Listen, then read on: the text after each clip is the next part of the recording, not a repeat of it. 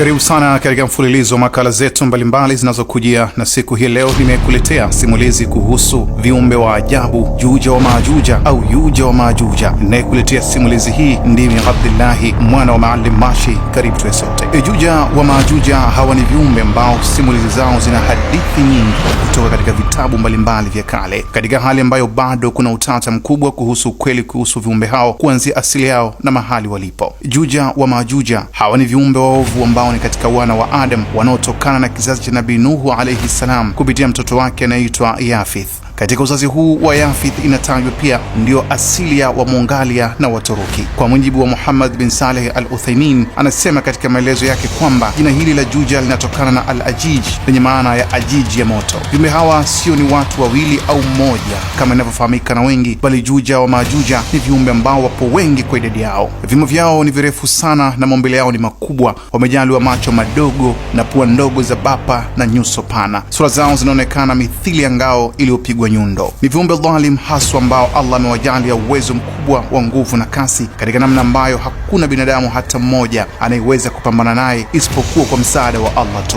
Pamoja na kuwa viumbe hawa ni kizazi cha Nabii Adam alayhi salam, lakini wana tofauti mkubwa na binadamu wa kawaida kuanzia sura zao, tabia zao na menendo yao. Ijapo hakuna hadithi sahihi zilizoeleza wazi maumbo yao, ila baadhi ya riwaya zisizo na nguvu zimeeleza kuwa hawa ni viumbe wenye kibri, ufisadi katika maneno yao na vitendo. Wao wanakula kila kitu kuanzia binadamu, wanyama, miti na mimea. Uwepo wa viumbe hawa ni mtihani mkubwa sana kwa binadamu wote waliopo duniani. Viumbe hawa kwa sasa wapo kizuizini, sehemu ambayo walipo hawawezi kutoka hadi pale Mola wetu mlezi atakapotaka. Kabla ya kufungiwa Juja wa Majuja, walikuwa wakifanya uharibifu mkubwa kwa wanadamu. Qur'ani tukufu imetaja kwamba mja mwema Dhulqarnain, ambaye alikuwa ni kiongozi mwadilifu, alipokuwa akizunguka ardhi, alifika katika sehemu ambayo Juja wa Majuja walikuwa wakifanya uharibifu baina mabwawa mawili. Watu wa pale walipomwona Dhulqarnain wakamlalamikia juu ya madhara yaliyokuwa yakifanywa na Juja wa Majuja, na wakamwomba awekee kizuizi baina yao ili kuzuia uharibifu kutoka kwao. Dhulqarnain kwa uwezo wa Allah mshindi na mwenye nguvu alichimba msingi wa dhiraa 30 kwenda chini, akaujenga kwa chuma na shaba mpaka ukafika juu ya uso ardhi, kisha akainua kuta mbili wima ikiwa ni kama kizingiti. Upana wa kila nguzo ni dhiraa 25 sawa na mita 14 na unene wa dhiraa 50 sawa na mita 27, na kuta hizo akazijenga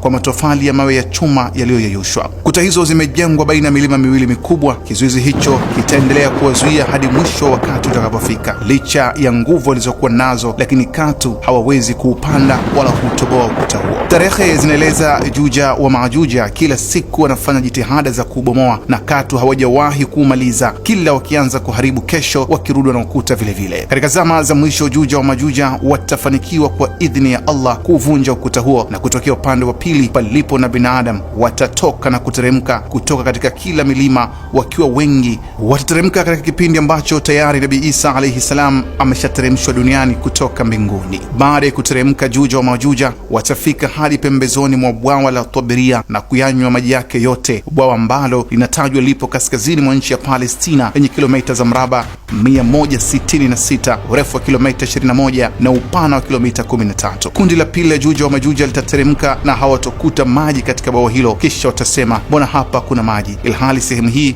ilikuwa ina maji. Baada ya muda Nabii Isa alayhi salam na watu watakokuwepo watazingirwa kila upande na Juja wa Majuja, watakuwa katika hali ngumu sana, na hapo ndipo Nabii Isa alayhi salam atamuomba Allah muangalizi wa viumbe msaada wa kupambana na Juja wa Majuja. Allah mtukufu atakuwa na mtume wake na atawateremshia Juja wa Majuja virusi vya maradhi ambavyo vitawaangamiza wote kwa pamoja siku moja na wakati mmoja. Baada ya kuuawa viumbe hao, ardhi itajaa harufu ya maiti zao, kisha Allah ataleta ndege wakubwa kuwabeba na mvua kubwa itanyesha kusafisha ardhi, na huo ndio utakuwa mwisho wa viumbe hao washari ambao maulama wa tarehe wanakubaliana watakuja katika dunia yetu hii siku za mwishoni mwa dunia, karibia kabisa na kiyama. Asante kwa kuwa nami. Jina langu ni Abdullahi mwana wa Maalim Mashi.